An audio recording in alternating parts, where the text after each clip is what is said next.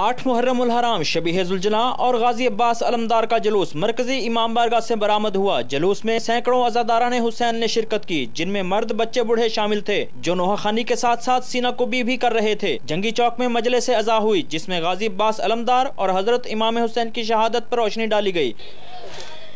ये जैसा कि मुहर्रम उल हराम का आज का जुलूस निकल है, ये हम अज़ादारी सैयद शुहदा मना रहे हैं, जो कि हम पिछले 50 साल से ये कदीमी जुलूस है जिस पे हम मना रहे हैं। इमाम हुसैन ने करबला में अपना सर मुबारक शहीद करवा के इमाम ने ये साबित कर दिया कि इमाम हक पे थे। राम का जुलूस मरकज़ी इमाम बारगाह से अपने मुकर्रर टाइम पे निकला है और ये जंगी चौक में अब तकरीर हुई है। तकरीर के बाद मुकर्रर रास्तों से होता हुआ आगे चलता जा रहा है। जुलूस की जानिब आने वाले तमाम छोटे बड़े रास्ते खारदार तारें और कनातें लगाकर सील और सिक्योरिटी के सख्त तरीन इंतजाम किए गए थे और आने वाले तमाम अज़ादारान को मुकम्मल और जामे तलाशी के बाद ही जुलूस में शामिल होने दिया जा रहा था। सिक्योरिटी के इंतजाम मुकम्मल हैं।